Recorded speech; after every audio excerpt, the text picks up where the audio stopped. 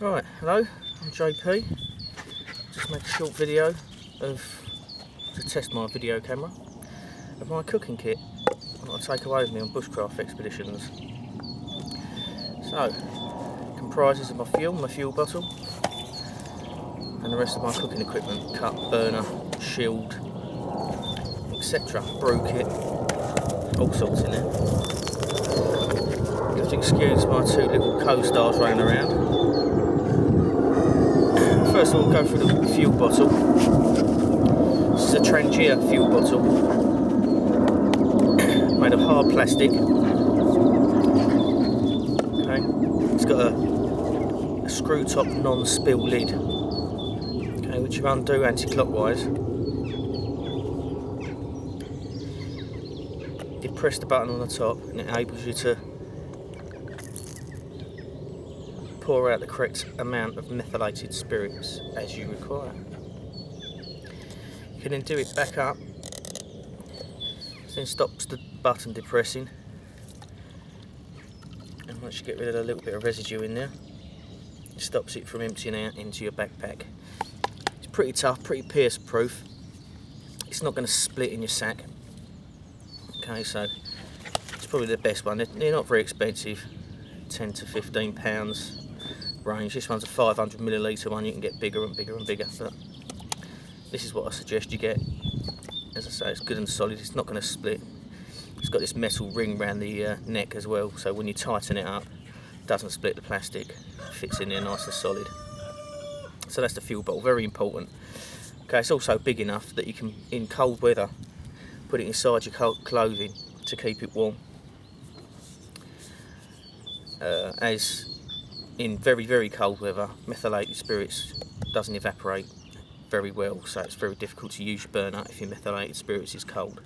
So we put it inside our clothing just to keep it warm. I'll put that down there. Right, inside my little bag of tricks, I've got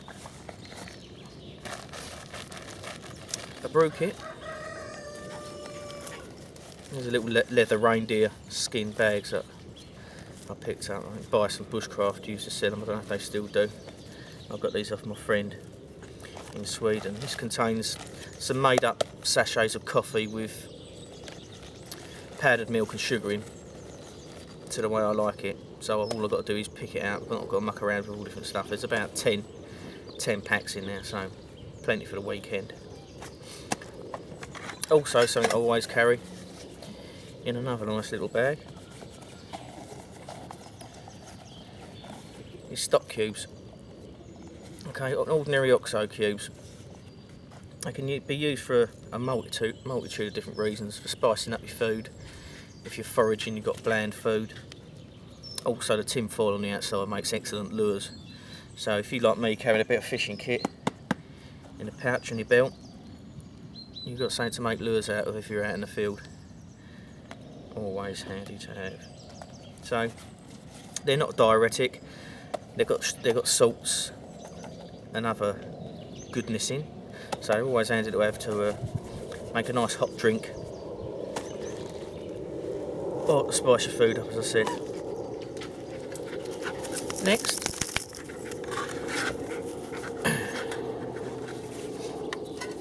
is my cup.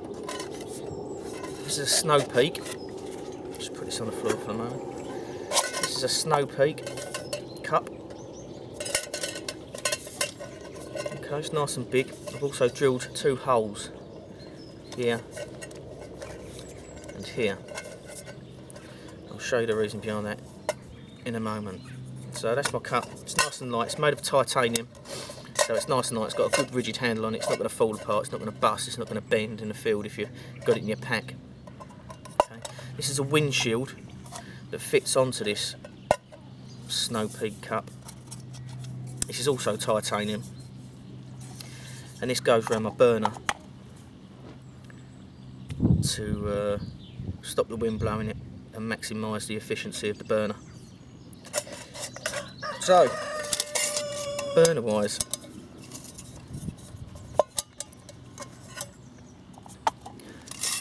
the burner I favour at the moment is an ever ready titanium made in Japan. It's titanium spirit stove. It's very, very, very good. Probably the best one I've come across. It's got a series of holes around the actual top of the burner, and also around this second level of the burner, which means you can actually stand a cup on top of it, and these burner holes will still work. This is the actual burner kit, the stove kit that you can buy with it. I think these are about £35 from Backpacking Light, and these are about the same. So the initial outlay is quite expensive, but I don't think you can pay too much for a really good bit of solid kit that's not going to let you down. So the burner this is what the actual burner sits in. So the burner actually sits in like this, and this goes on top. This acts as a windshield, but it also sort of maximises the flame. You know, sometimes you get the flame on a spirit burn, it will sort of bellow out from the outside of your cup. This actually directs the heat underneath your cup, and also this is what they call, I think, a burner ring. This just sits inside here, sits on the top, and heats up and directs the burn onto the base of your cup. It's very, very good, very efficient. Okay, so that's the Evernew Titanium. Don't know if you can see that. Titanium burner. And then this simply goes around the outside, preventing any wind, and then the cup sits on top like so. Very neat, very light. As I say, it all fits in that bag. It weighs next to nothing. Obviously it doesn't weigh nothing, because nothing weighs nothing. Right, inside here I've still got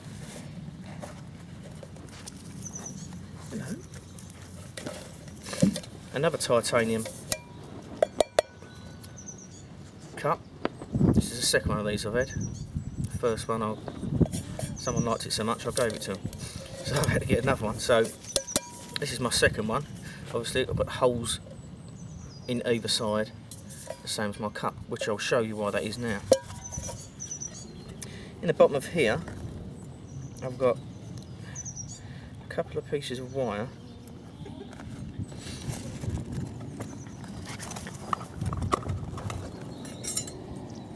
A piece of chain, and also the lid to my cup. Just makes the boiling of anything more efficient. And these pieces of wire have been bent up specifically to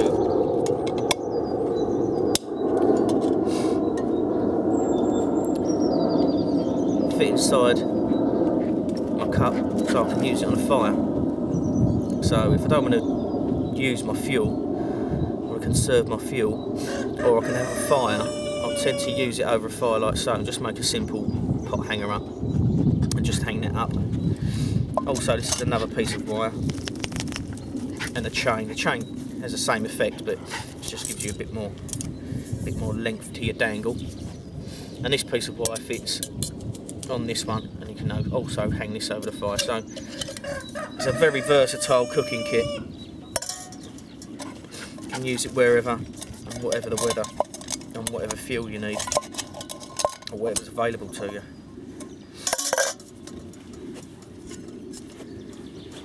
So actually lighting this burner, inside it there are 30ml and 60ml graduates inside, or 2 fluid ounces and 1 fluid ounce inside the actual burner, so you can measure out how much fuel you need. Now, initially I'm just putting enough fuel in it to allow it to go within the walls. It will fill up a little bit and it will sink down because of the depth of the walls, and then you can continue to fill it up. I'll fill it up about just over the 2 fluid ounces. As you can see earlier on, I'm just about to cook my breakfast. Okay, now you can either light it with the fire steel you keep on your knife, Okay, if you wish to do it this way, what we do, safe practice for this, is to draw our knife out.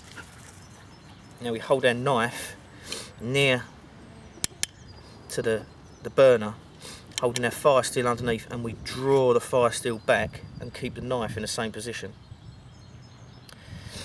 This is a good technique if you're using loose tinder, as you all too very often see people doing this and knocking their tinder bundle everywhere. So what we tend to do is hold it underneath. We can direct the sparks into the burner and pull it back and light the burner. Okay, you have to be a little bit careful. That lit and then went out again. You have to light it a couple of times sometimes just to get it going. But you have to be careful because the fluid burning gives off a light blue coloration to start with. It's just the gases burning. It's very difficult to see, especially in direct sunlight, so you have to be a little bit careful of lighting it. Okay. Yeah, let's go now. That went on the second one, I was just being overzealous. Okay, so that's actually lit now. You probably can't even see that on camera. Now again, whenever I finish using my knife, it goes back in the sheath. The fire steel goes back where it's intended to go. And under normal circumstances, it'll go back on my belt. I'm just going to put it down there for now. Okay, so once you've lit the burner, this simply sits on top. And while that's blooming, it's called a bloom. It's as the gases heat up, as the fluid heats up, the methylated spirits heats up, and it actually starts to burn. The methylated spirit burner will actually start to generate the gases and put out a bloom, a nice big direct amount of heat onto the bottom of your cup, which I'm now